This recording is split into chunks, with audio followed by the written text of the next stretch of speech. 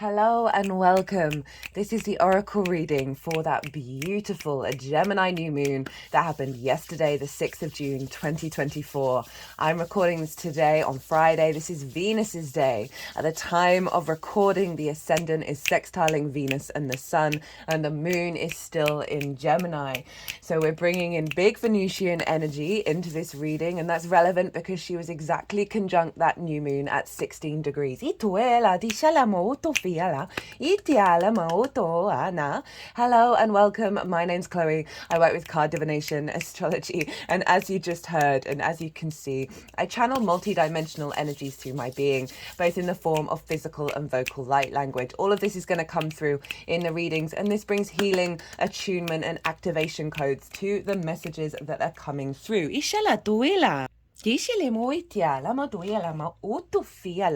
So in these readings, I always pull these oracle cards before I start any transit, and I like to keep them on the deck while I'm doing the other transit videos.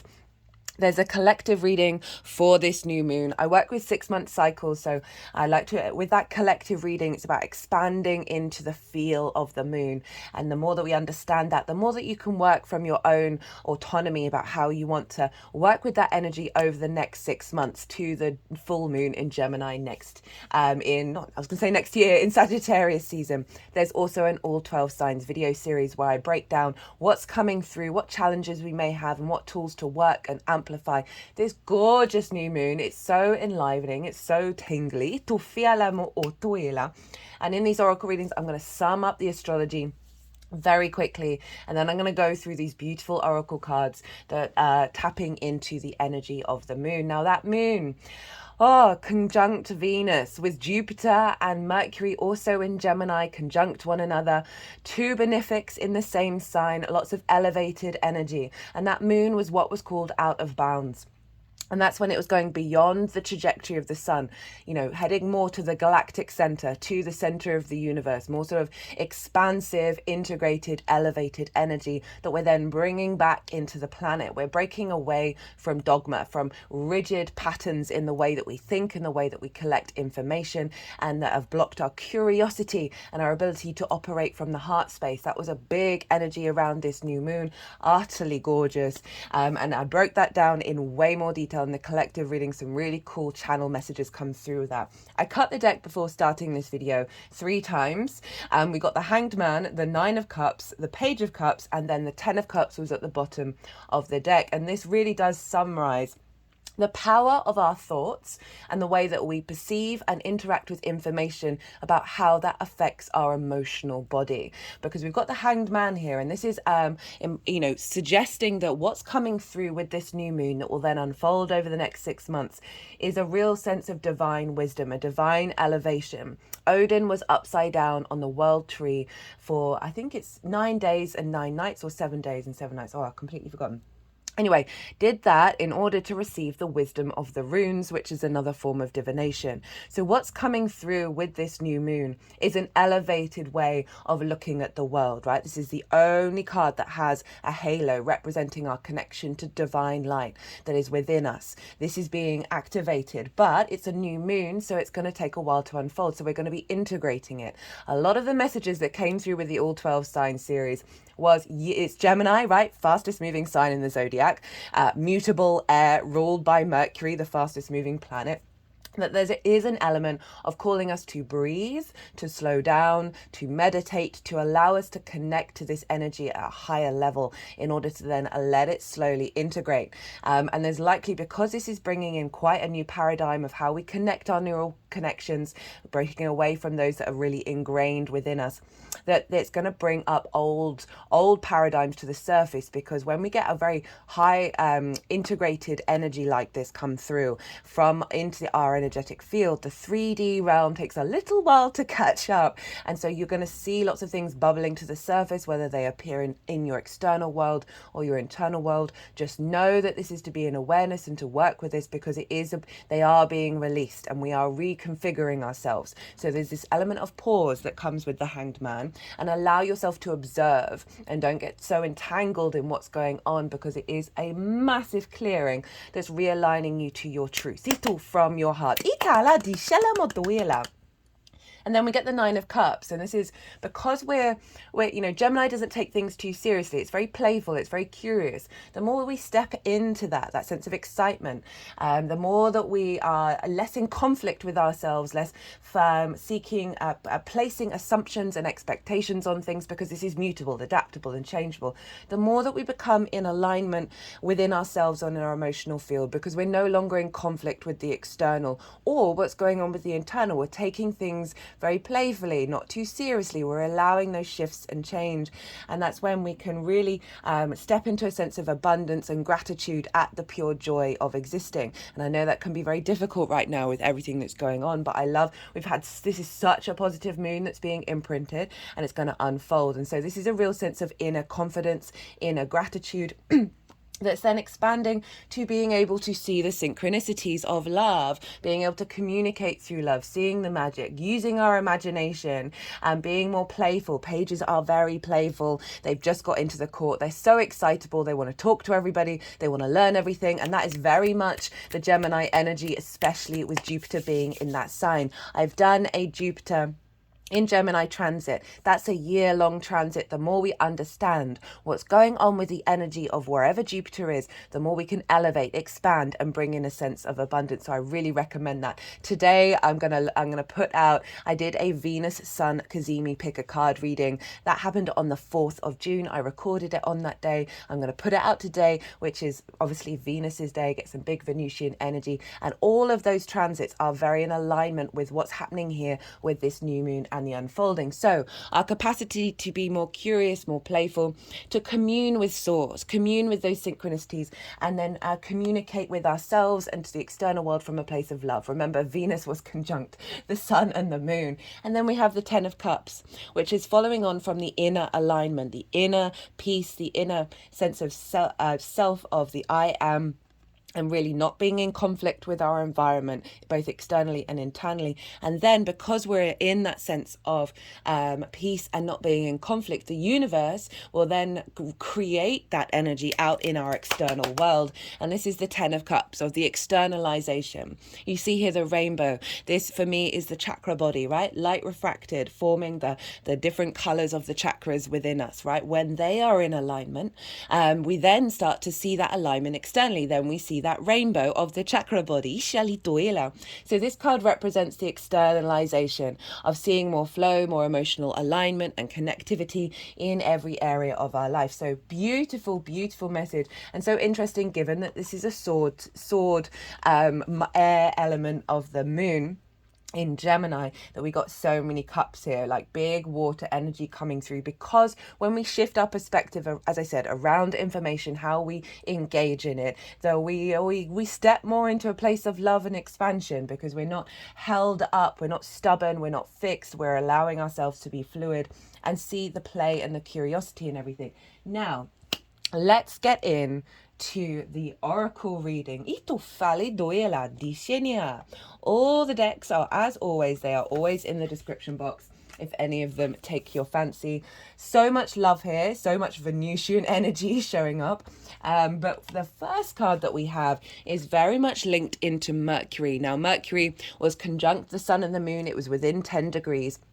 And therefore still a conjunction, and it also rules Gemini. So we had a doubling down on the mercurial energy of our word, of how we communicate, how we collect information, and the significance around that, and our capacity to shift into another framework. And we have the sword here, right, which is very air energy, the sword suit. The knife, the blade, the weapon. To use the sword is to decide. The blade separates one reality from another. That is putting it over the heart chakra. The choice is made and all else falls away. If you find the sword in your grasp, you can no longer hesitate. This weapon requires a clear and decisive mind and a willingness to act. An onlooker may think the sword bearer is hasty and violent, but the most compassionate and responsible gesture is one that is honest, swift, and accurate. Our first encounter with the sword is at birth, when the cord we share with the mother is cut. This moment defines our separation from her and begins our journey of becoming ourself. We must make these cuts again and again if we are to grow. Decisions shape our life, and the sword is an infamous shaper of destiny. Dushelimo duela, dishelimo otoela, ishelimo duela, dialimo otoela. Du filemo do shinima di dinemo do dinema. Oto fiela.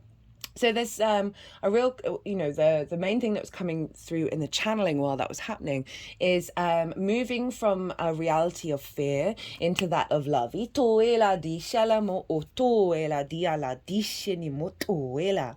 Itiftina dialamo otoela. And with all this Gemini energy, especially with Jupiter being there is this element of the intention with your word. And we have a square with Saturn, which I forgot to mention, in Pisces. And Saturn is very much about integrity. So being mindful of your word and speaking your truth. Jupiter conjunct Mercury is really going to help us connect to that wisdom, to that accuracy, right? With Mercury, of what it is that we are dreaming of, hoping of, contemplating. And it's not about, I don't want to get it too twisted in terms of, if you're not fully in your truth, if you're not accurate, then everything's going to fall apart. That's not the Gemini energy. It's very, very playful. It's very, very curious. There's no getting around that. And we are adapting and changing. And that sword is allowing us to flow more with the energy and release that which has bound us. From being curious about how we communicate. And the whole role of this is to unfold and be curious and then get more in alignment with your inherent truth. Regulars, I'm not a fan of cord cutting, right?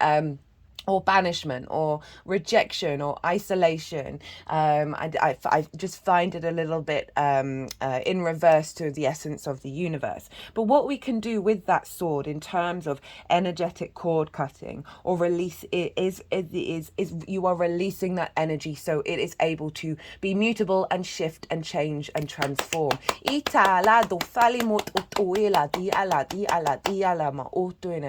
lot of the processes that are going to go on with this new moon is highlighting those old paradigms, and that sword you're going to have a clarity of truth in knowing what they are and knowing how to release them and shift that energy into a feedback loop of energy back into the new paradigm.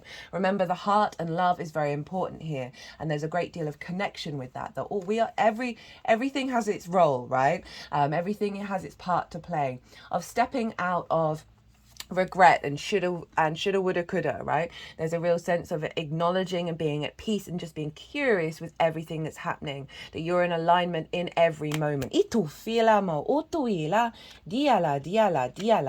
Now, so we have the first card coming up after that is from the Shaman's Dream Oracle deck, and we have the Sky writing, how perfect for Gemini, and the Fates. The fates, that which we cannot change, non-judgment. It is written in the sky that you have a destiny. You are being invited to explore certain aspects of life unique to you and you alone. That does not mean that your path will be easy, paved with gold and littered with diamonds. Nor does this predict that your journey will be treacherous. It is just your path, with parts that cannot be changed and must be radically accepted as they are. In this way, whatever you are faced with, every single aspect of your life is perfect in its imperfection. Not good or bad, neither in flow nor blocked, nor this nor that. See your life as a series of opportunities rather than an obstacle course. Very, very relevant with that. Again, that's the curiosity and the playfulness of what's happening. And again, not being too hard on yourself. If things aren't shifting, this is saying that everything's an opportunity. So rather than, as I said, that shoulda, woulda, coulda, or the frustration, we are shifting our framework around how we perceive our environment and the information and the experiences that we're engaging with. Once you master the skill of non-judgment, you open up the power of curiosity Unencumbered by the burdens of yesterday's fears. The Nine of Swords showed up for nearly every sign, by the way, so it is a shift out of that paradigm. As you look ahead into the potential of the future. Yes, you still need to be brave. Right now, you are facing a critical moment in time with an opportunity to meet your fate. A choice point where you expand your influence and your capacity for abundance, love, and purposeful action. Now is the moment to leap into it, whether it be a heart connection, a call to creativity, or a new identity in your work or another area of life with all your heart and soul. Your success is surely written in the stars. In order to bring your destiny to fruition, you must jump into the adventure with both feet and do your part. Now that's making me think of Jupiter being in Gemini, right? One of the key things that came up in that transit was discernment. That yes, we are going to be playing with lots of different information. We're going to be very curious of ideas and connectivity. But there is an element of discernment of what you're being drawn to, what you're resonating with, that's going to be very amplified over the next year. And it's imprinted into this new moon as well. So it's really connected on a deeper personal level with the sun and the moon energy, right? Our unconscious and conscious spaces. That it's like that sword, Mercury and Jupiter combined of the sword of truth, of leading you towards your resonance of how you connect to information. There's just going to be a numbness. There's going to be it's like that was nothing of when you're engaging with it. You're not going to take it too seriously. There's that non-judgment, but the things that in terms of your path that are going to be coming up over the next 6 months and year, if we think about Jupiter and Gemini, you're just going to have a resonance. There's just going to be like an immediate pull towards it where you're perhaps not even going to question it. It's not even going to be a surprise. It's just, it is what it is.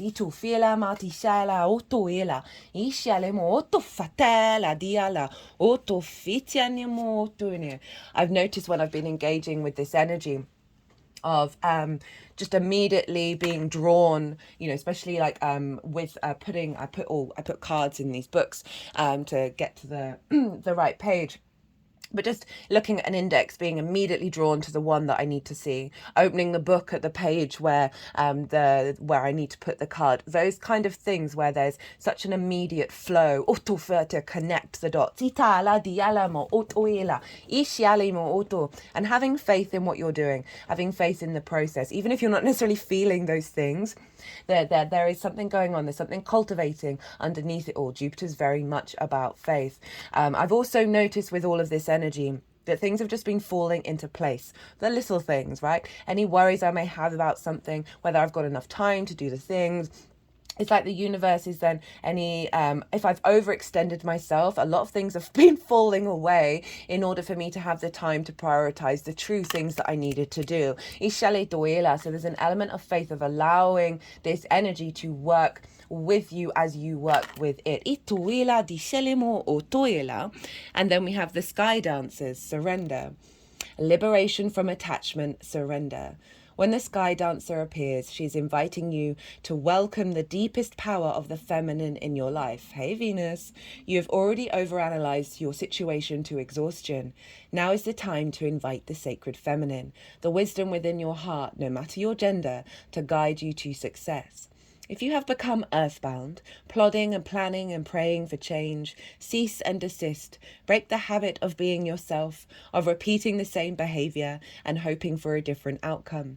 This is very like that playful, let's try different things, let's explore, and not get caught up on how they turn out. Stop trying to figure it all out and stop overthinking it. Surrender. The sky dances are heralding the arrival of a new relationship with yourself, in your work, or in your love life. Do not assume that this person or opportunity will rescue you.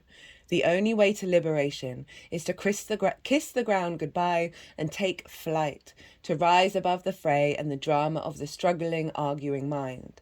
Dance in the sky and view the madness below.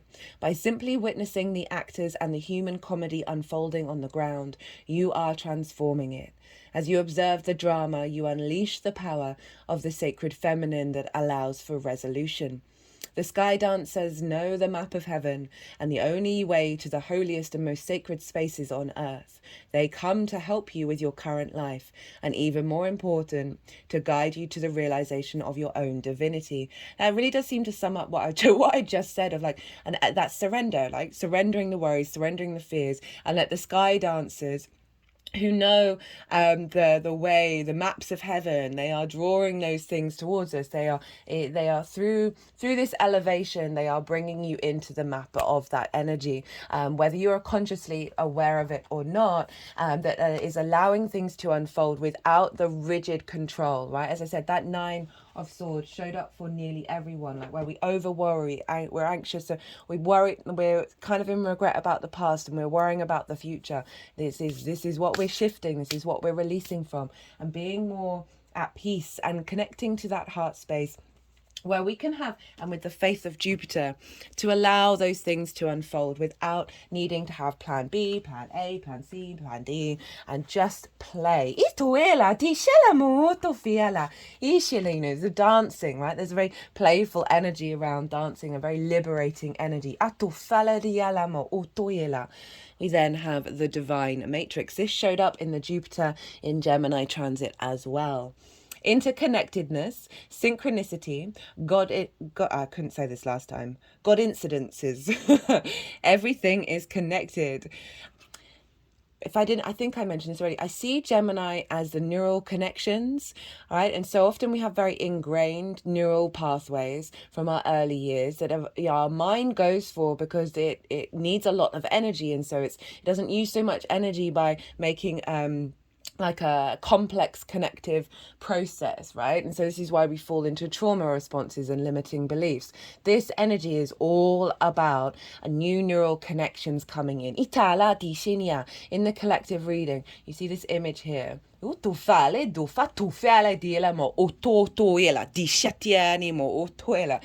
from it's an imagery of when the mind is on psilocybin, and how the neural plasticity of the neural network and the neural connections goes rampant. And that's what this moon is bringing in. This is what this big Gemini energy is bringing in, of allowing ourselves to make a vaster network of connections, which is then opening up to more expansive, elevated, integrated opportunities and abundance in our life.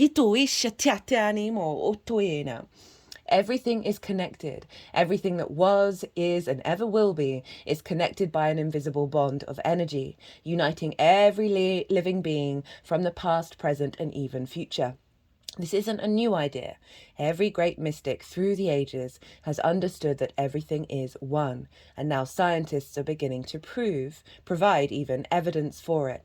The best way to describe the connection is a lattice or grid, a divine matrix. We're all points on this grid and we're all connected through it. It links us to our ancestry and loved ones, aspects of ourselves, past, present, and future, and also the ancient and divine wisdom held in the quantum field of the universe. This card shows a giant stargate opening up to the universe and a piece of sacred geometry known as the flower of life. This is quite literally a two-dimensional image of the divine matrix, and the information held within it can help us begin to understand the inner and outer workings of this incredible universe. If you spend time with this image, you'll find multiple images within it, reminding us all that nothing is happening by chance, and that even when we can't fully comprehend it, there is a greater plan unfolding. I just feel called to re-mention. I mentioned this in the Sagittarius full moon video. I also brought it up during the Jupiter and Gemini transit as well. Terrence Howard recently did a Joe Rogan podcast, and he used the flower of life imagery to show a new paradigm. A lot of what you don't necessarily have to agree with what he's saying, but he's bringing to the table new ideas beyond the very traditional dogma that we on this planet are entangled with, right? The monoliths that are trudging around the energetic field, that don't want to be disrupted because they're scared. Now here's a Pisces sun at 20 degrees. Saturn's at 18 degrees this moon was at 16 degrees. So what he was bringing through was squaring this energy. And it was a precursor. That Sagittarius full moon was a precursor to this Gemini new moon of helping release dogma and allow us to be at least curious about new information and allow our brains to contemplate things beyond our capacity. I remember when I was watching that podcast, I've not finished it yet, that I was very intrigued and interested about what he was bringing forth, but I could feel a part of me that was terrified, that was felt very dysregulated, very discombobulated. And that's what happens sometimes when we enter into new possibilities, right? And I feel like this is going to be some of the energy that comes up with this new moon because of the new paradigm that's coming in, that we're going to be in fear. And the Eight of Swords showed up a lot as well. That is Jupiter in Gemini.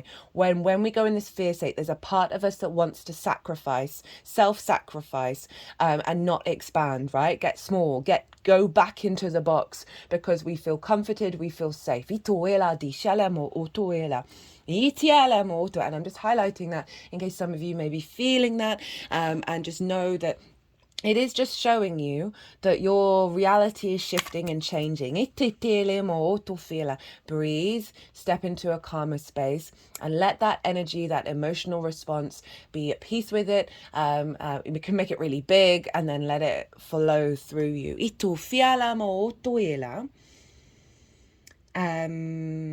If you spend time with this image, you'll find multiple images within it reminding us that nothing is happening by chance, and that even when we can't fully comprehend it, there's a greater plan unfolding. Can't remember if I just read that, but I completely forgot. That was very in alignment. You are in alignment with the oneness of life and the inner workings of the universe. You are part of something great. That means that you are greatness expressing itself. Not one thing in your life has happened by chance. Even when you felt that things have been against you, a process has been unfolding, helping you understand your connectedness to all things. So there's no need to feel insignificant or lonely. It's also important to remember that the universe is always working in your favor and for your highest good.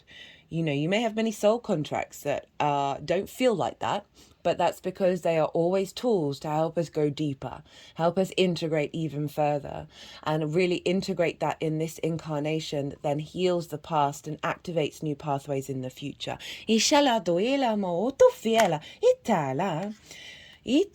may have felt lost, but know that nothing is ever lost, for we're all held in the heart of Source, and love is our connection to all things. I love how much love is showing up.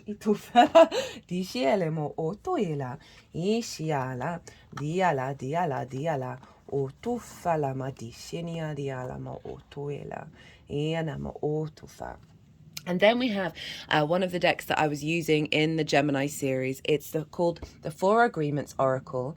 It's very mercurial in nature. It was given to me by a Gemini rising. And the author of the book is one of the few books that I recommend, and that is the Four Agreements. When you start applying those four agreements, your life will unfold in such a beautiful way. You step more into your power. And I looked up the natal chart of the author, and they have a Virgo sun, so also ruled by Mercury. Don't make assumptions. Assume nothing. In any kind of relationship, we can make the assumption that others know that what we think, and we don't have to say what we want. We assume they are going to do what we want because they know us so well. If they don't do what we want, we feel hurt and think, how could they do that?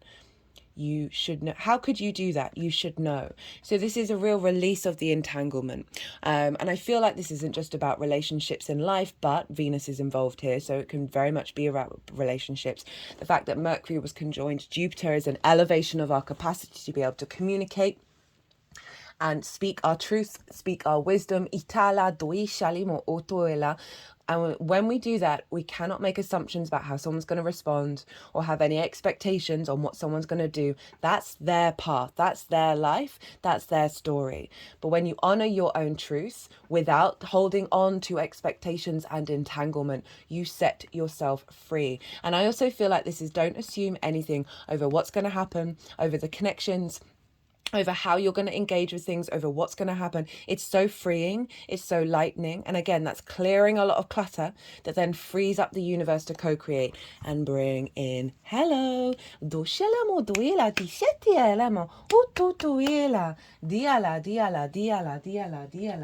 Itoela mo otoela. And again, it's the kind of the Gemini energy of not taking things too seriously, right? Of just being like, okay, cool story. What's next? What's going on next? And then we have the Lemurian seed codes.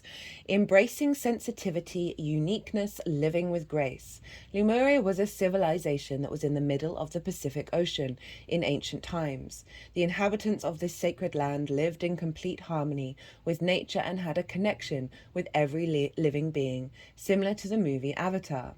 Their inner vision was fully activated. Atoela dishitiane atoela itiala do etiene dishitufa. They're doing work around the third eye. Itala di alamo otuena.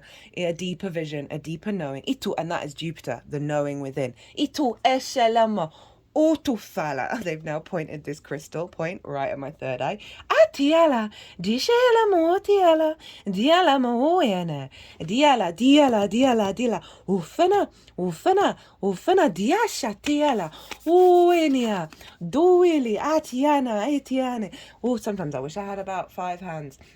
6 hands. Well, arms actually. Itufala with hands. Gemini rules the hands, by the way.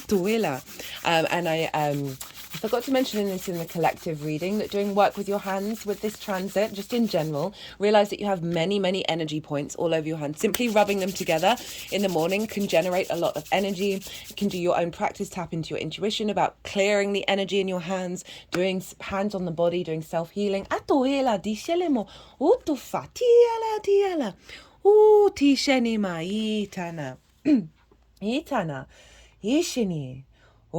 Their inner vision was fully activated to the point where it is thought that their pineal gland was fully developed and they could see for hundreds of miles in every direction, in a similar way to the sonar of dolphins and whales. The majority operated from their heart,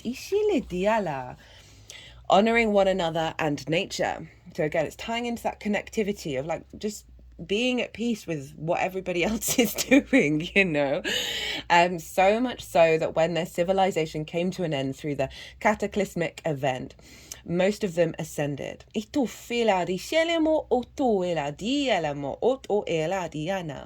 You are a highly sensitive being. You might feel that this is a curse, but this card is here to let you know that it is a gift.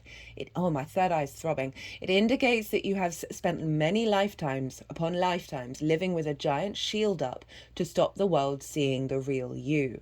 But you are a highly unique soul. Oh, so much sobbing. With incredible gifts that are worth sharing. Through embracing your uniqueness, you can help many others embrace their own. This lifetime is a more graceful existence with less defense and more trust. It's not about protecting yourself, but stepping into the space of surrender and revealing your true self. Again, sort of tying in with what I was saying, let everybody else be themselves. You be yourself. You understand your power. And the more that you do that, the more you cultivate some strengths. That 4 agreements, the more you're in alignment with your integrity, with the truth of what it is that you want to express, the more you're honest and open and express your needs based on what your intuition is telling you, the more that your energy clears that clutter, and you have the confidence, the energy, the stamina to be yourself.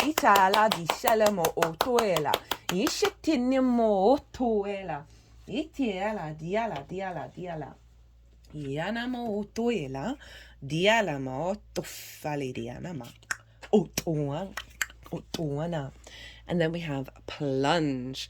This is from the Healing Waters Oracle, and I'm using this deck at the moment because Saturn's over in Pisces and was squaring this energy. Don't hold back. It's time. Go for it. Dive in. Don't falter as you approach the water. Dive right on in, head first. Don't resist. You've been working for this why can't I say words? You've been working for this for a long time. You're ready. Go for it. The answer is yes. This is a card of confirmation and clarity. It is an invitation to take the plunge and say yes. If you're someone who prefers to wait for permission or a timely invitation, I nearly said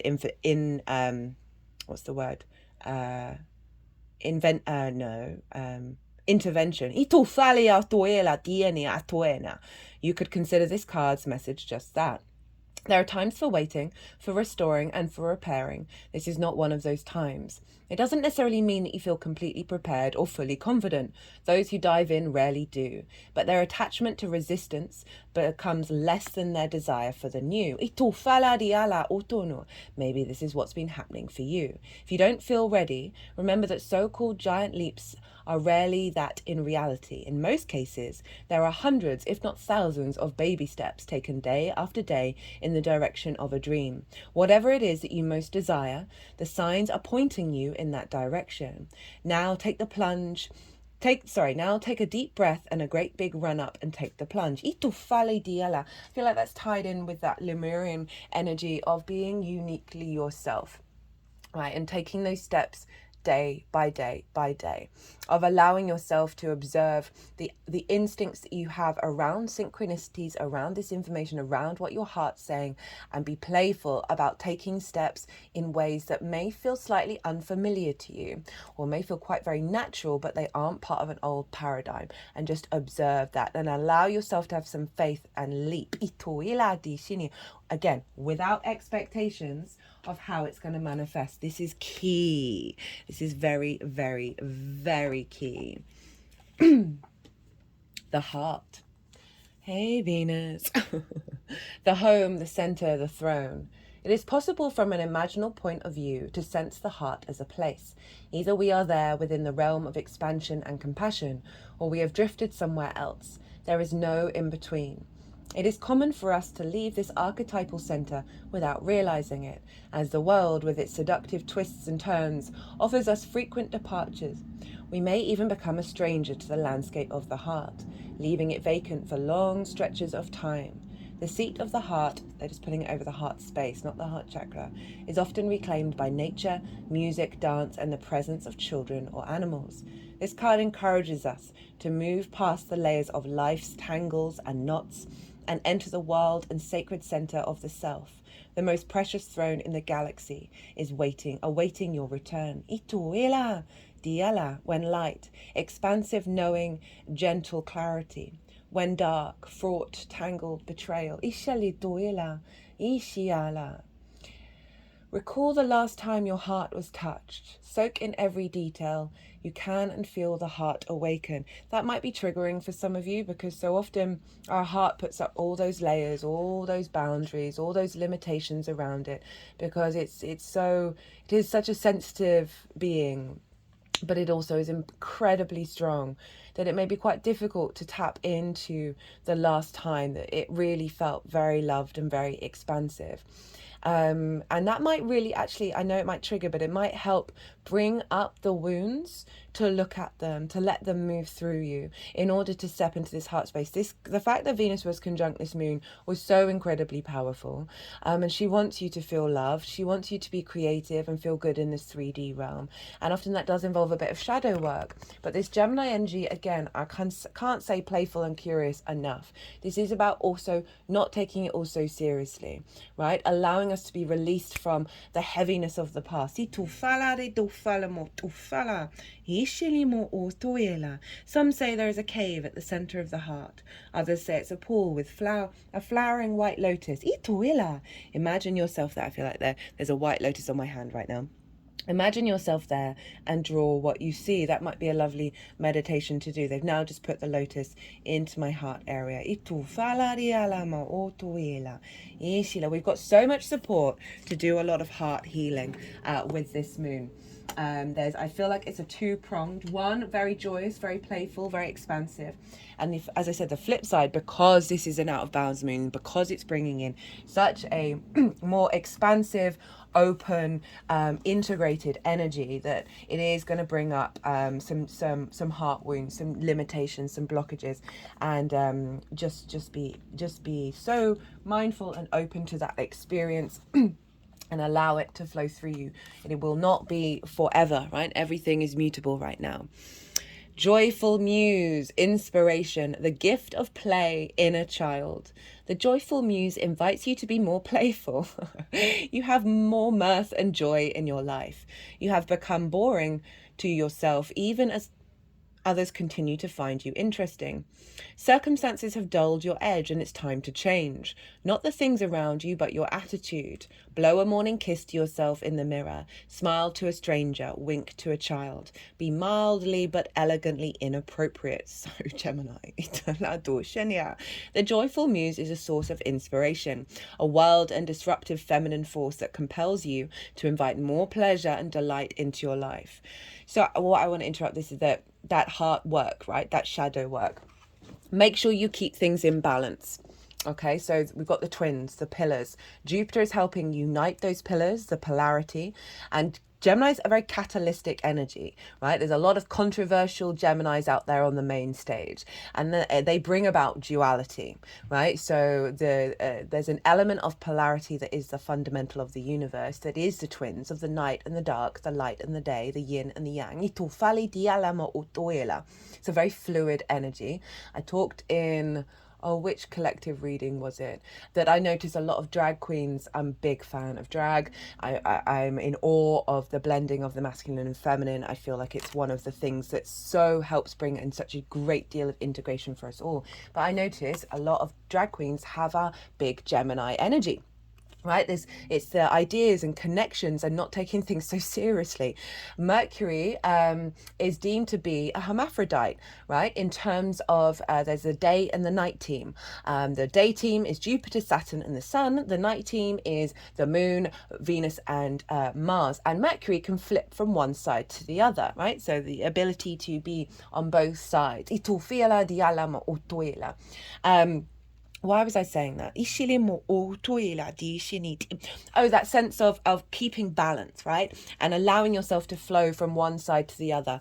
That Jupiter is helping bring polarity together and elevate both sides of it, right? And one of the aspects of Gemini is catalytic, right? It can activate duality within us that causes conflict and helps us understand, okay, well, what is that conflict about? And how can we come to some balance? How do we find the middle path? So if you're doing the shadow work, please make sure you carve out time, perhaps, immediately afterwards, of go and laugh, go and dance, go and do something that then shakes that energy up and shifts it. And then when you come back to it, always make sure that you rebalance.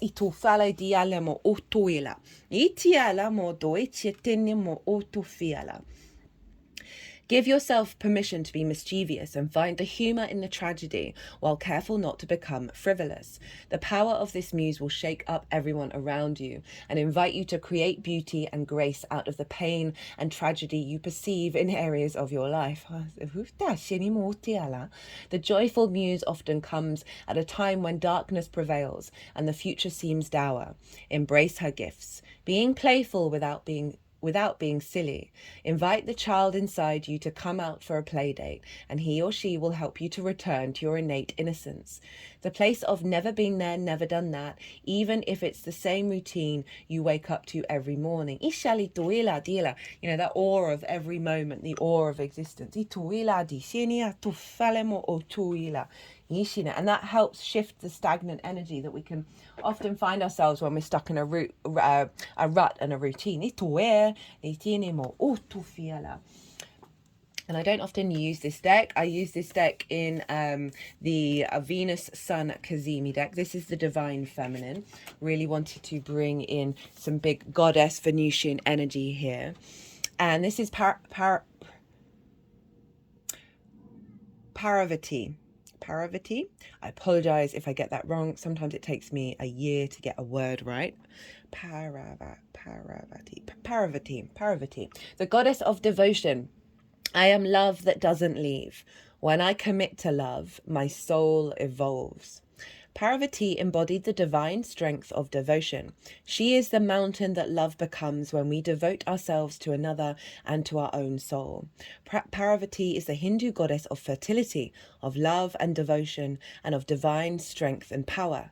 She is the gentle, nurturing aspect of Shakti, or feminine energy. She is, it means she of the mountain. She's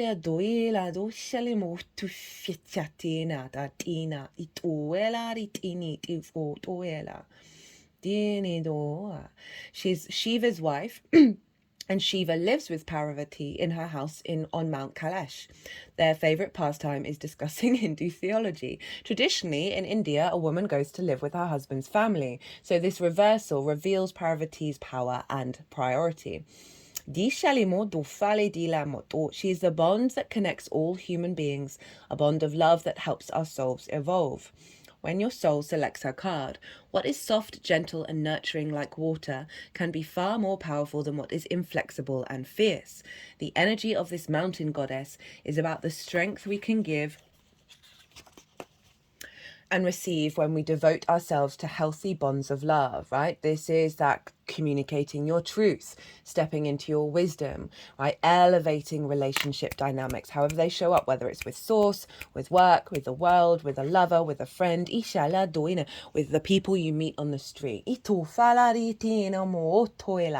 Parvati is about the divine feminine potency of being calm, benevolent, present, especially when something seems to threaten a deeply meaningful relationship. Transformation with this goddess calls for a softening. When a situation is hard, even painful, Parvati is suggesting that you allow your fist to unfold. Oh, interesting with the hands in Gemini. Open and release what is clenched in fear or stress. Remember that your love is a mountain that cannot be moved. And that's so fascinating because the next moon is the Capricorn full moon, and that is the mountain goat. I feel like that'll be solidifying what we're activating here. And that this bond between you is holy. No human hands or words can ever break it. That's so interesting, right? So hands, Gemini, words, mercurial energy. But the fact that Venus conjunct the sun and the moon is kind of overridden so much of that, of being like, no, love is the thing. And everything else is going to shift and move around it. And never ever forget that. The answer of what's next or highest for you can be found through the subtler act of simply abiding. Not reacting, not running, not hiding. A deep reservoir of power can surge up from within us when we choose to remain present. Letting devotion inhabit us in moments when our ego has typically fled infuses us with the capacity to transform all of our relationships. Devotion is not attachment. It's letting go of the illusion that you and this lover, this friend, this child or family member, this soul within you can really be separate from you. Devotion brings us home to the point and purpose of every relationship. Love. A love that can never leave and that, like a mountain, can never move. A love that evolves the soul. And it's with that peace of knowing that we can let go of other people's actions, responses, our intentions and expectations around relationships, and be at peace that whatever action is happening is in alignment with the deeper love within everything. And that can be a little bit tricky. But I love that strong mountain love energy is showing up for us here to really ground us, right? I love the Capricorn Gemini energy. Gemini, very fast, very movable, very playful. Capricorn, the long, steady road, that deep grounded energy. So with this full moon coming up, we're going to be grounding this into our legacy, where there is a deeper mountain knowing within of how we have signed up to be here, and we are here to create. The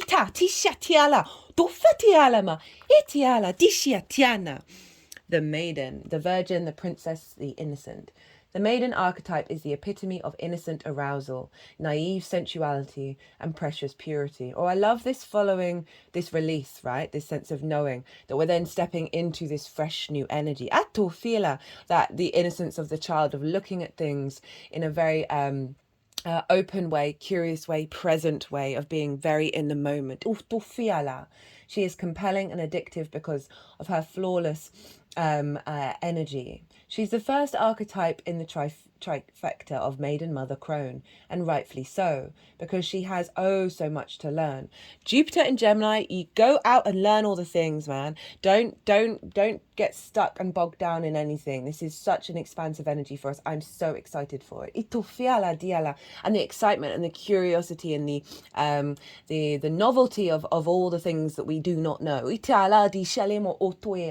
Rather than the pride and the shame that we feel when we don't know what somebody's talking about. Be open, be curious, ask questions. We are all the students and we are all the teachers. The maiden is perfectly positioned for trouble to come her way and subject her to a next challenge that leads to the next phase of womanhood. She must grow up, yet hesitates at the threshold, enamoured by the charms of youth. The maiden represents the side of us that is riveted and curious, drawn to shadowy forests, dark nights, and taking just one taste of poisonous fruit.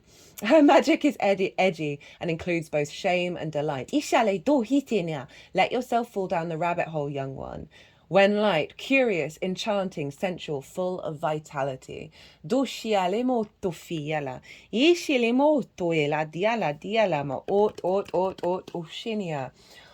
that's the exhilarating, fresh new energy coming in. And it is going to be lights, shades of lights and dark. And I love that the maiden showing up saying, I'm down for that. I'm curious about all of those things. And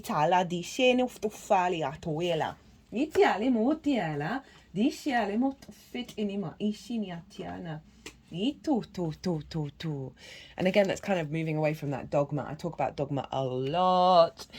I think the most I talked about dogma was in the oracle reading for Jupiter, because it is, and this is a big, there are so many things going on. Obviously, don't know why I said that, that are layers and layers and layers of conditioning. And it's about finding the fun and the curiosity of peeling those back, rather than being like, when will it end? Because personally, I don't think it ever will. Until this universe ends and we begin again. Teacher. So this is from Rumi's Gift Oracle deck by Honarvar. And Rumi was a Sufi mystic, and the Sufis like to get drunk, spin, and write poetry about the beloved, right? So they broke against dogma of the book religion. Attar explored the 7 valleys of love. We are still getting around one curb. Now I'm going to read what she's written about this, because it's quite a short poem, but there's a lot in it. Baba Attar, Rumi's revered teacher, wrote about thousands of birds. And that's so funny. I associate Gemini with birds. A lot of the AI art that I've been doing for the Gemini transits has involved a lot of birds. And, you know, all the messages, all the information, all the tweeting. I think Twitter's first tweet had a strong Gemini presence. Wrote about thousands of birds embarking on the arduous journey through the 7 valleys of love in his infamous Conference of the Birds. Each valley presented a different spiritual difficulty and mortal danger required of pilgrims before meeting the great mythical Simorg. At the end, 30 birds survived, and they come to realize that they themselves are the Simorg. So there's this sense of, it will never end because we are all one, right? This has taken what I just said, that next step further, right? That we are going on these pilgrimages, we're going through these different spiritual difficulties and dangers, and as we do so, we come to understand that we are those things and we are the thing we are seeking at the same time. So it's crunching timelines and opening up that curiosity and playfulness, that with everything around us, it is always us at the same time. We have reached our destination while continually being on the path. And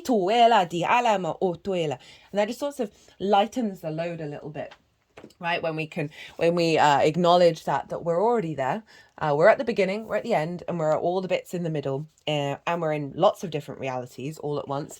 And the more that we sort of step into that, the more we can breathe, we can release that 9 of swords of worry and fear or regret. And it will clear so much space. My third eye is throbbing in. So much space.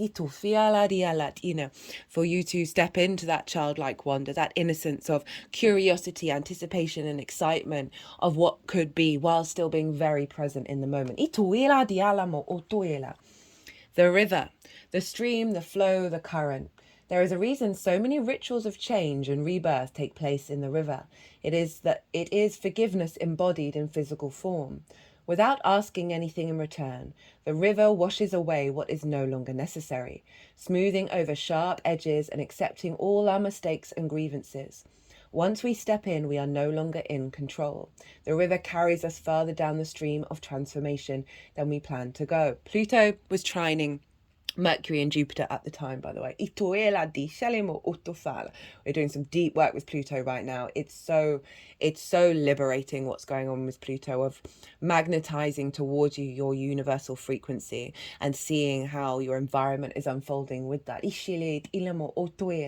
Its waters have a special gift for reflecting back to us new and dreamlike vision. Once the tears have passed, we see ourselves as we haven't before, with a little more lightness, grace, and fluidity.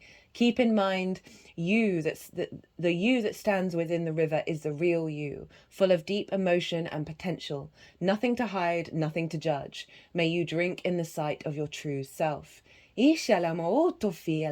When light, acceptance, grace, reflection, forgiveness. Again, that's being at peace. Being at peace with all that has been and all that will be. You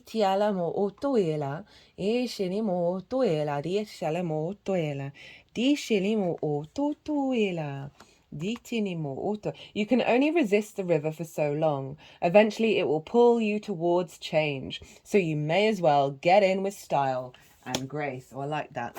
Okay, so 2 more cards to go. We have the pearl. Alchemy, the reward at the end from grit to grace. Pearls are one of the most precious treasures of the world, and certainly of the sea. While the specifics of their creation remain a mystery, they're believed to be the result of a natural process. Certain mollusks produce pearls as a way of protecting themselves from irritants that enter their shell. The formation of a natural pearl is a rare occurrence, with only one in roughly 10,000 oysters producing one, and it can take anywhere from 6 months to several years. This card brings a precious message that something sacred is being created, and it's likely being created by you. Maybe you've been creating something in the physical, such as a child, a home, or bringing an idea to life. Or perhaps your pearl is more metaphorical. Me and words at the moment, than that, having dedicated yourself to alchemizing your hardships into healing, grit into grace. Whatever it is, you're being acknowledged for your work and the deep roots required to truly rise. I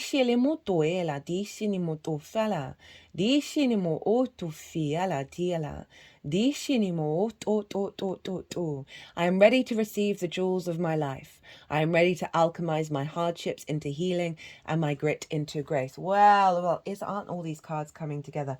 I didn't read any of these. I just scanned the energy. And every time they knock the ball out of the park with the full, constant integration of the beautiful message. So this is the path we're walking over the next 6 months, right?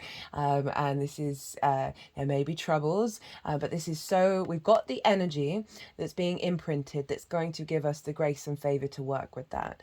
But there is highlighting that there are going to be the ebb and the flow, but it is part of where we're headed and what we're elevating. The gem, the diamond, the gold, the inner treasure. There are infinite names for the gem. It is also known as the jewel, the star, the talent, the gift, the gold. One thing for certain is that it is found deep within a substance that is very much unlike it. For example, a diamond in the rough, and you could compare the pearl as well. The gem always stands in contrast to its surroundings. You can't find it when you are amongst comforts and pleasantries. Precious stones develop slowly deep in the earth, amid pressure and darkness. Discovering the gem requires a descent beneath the surface, where there is no definitive map. Yet the longing to touch the true gem within us is so strong that we cannot help but seek out its radiance. Your gem, like your destiny, is unlike any other in the entire world. Keep digging. When light, unique, shining, generative, irreplaceable. Ishilimo doela. Ishilimo dofala. In mythology, the diamond is often linked into the daimon, or inner light, that leads us towards our true self, our purpose, our destiny. Dofiala di shanimo dofia. The moments of your life that glimmer are clues to where the gem resides. Don't covet the sparkling diamond of another. The gem is like a fingerprint, never to be repeated again. Find yours. Itialemo tofiela. Itiala di shalemo otoela. So there is this process of uncovering and exploring and coming to the surface. Like Jupiter is, as I said, the discernment around the information, a discernment around the things that set your brain as if it's alive, right? Those sparkles of the gem. Itufala di shelemo utufila. Just have a feeling that I want one more card. Diala, diala, diala, diala, diala. I'm gonna pull another card from the Shaman's Dream. Ituila. Di shilemot ufatili atiana. Iktufila. Di ala, di ala, di ala. Di ala, di ala. Di ala, matufala. O toele. E totoela. Do shani motofala. Okay, we've got two. And the Magician's Sword at the bottom of the deck. Magician is okay, we're doing all three of those. I'm just really enjoying this reading. The Magician is the card for Mercury in the tarot. So the Sky Bridge, that showed up for the Jupiter in a Gemini reading as well. And it's so appropriate with the pillars, right, of the two twins. Possibility for union, what needs to be connected or disconnected. You stand before a seemingly unbreachable abyss, and there is no possibility of retreat. The path behind you is no longer a viable one. You have to act soon, though, or if you run the risk of being stuck at the edge of the cliff. Life has brought you to this moment to offer you an as yet undreamt of possibilities, but you must no longer postpone what you know to be inevitable. And yes, you are allowed a breath or two before the leap.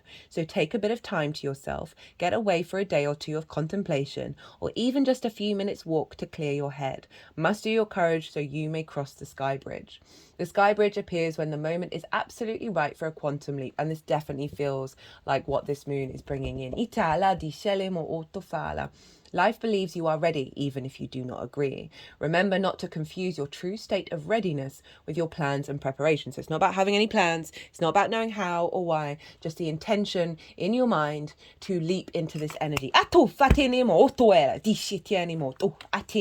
Respond with a determined yes, and let the universe take care of the details. You need only hold on to your positive affirmation, and the way will become obvious as you take flight and clear the abyss. Chatinima ot ot ot ot inima tinima tinima tinima tina dishenimo otuela diala hufania hufana madiala ma ot ot ot ot uenima ititenamo tuela diala diala itenamo otu ishitia tu shenema itela diala diala diala di atenima itinia. The caterpillar. Transformation, opportunity, independence from conditional responses. Well, that sums up the whole moon. The energy of caterpillar appears, heralding a time of transformation and opportunity. Here you are being asked to revise your dreams. If it looks and smells familiar, step away from it for a time being. The new cannot emerge from the old, and the youthful and vital cannot emerge from the aged and sickly. Experiment and surprise yourself with what arises for you in this moment. Caterpillar is an invitation to test out a new strategy to get a different, better result. Remember that the definition of lunacy is continuing with the same thing and behavior and hoping for a different outcome. I think another one of those cards talked about that. It's time to break away from habitual responses, to surprise yourself and startle others, eliciting a smile or a frown, or to a look of awe from those around you. Do not wait for an invitation from life to practice a bit of outrageousness, or for permission to do the unexpected. Any other response right now will lead to more of the same and no real change. Sometimes the most original response is no response whatsoever. Stand stock still.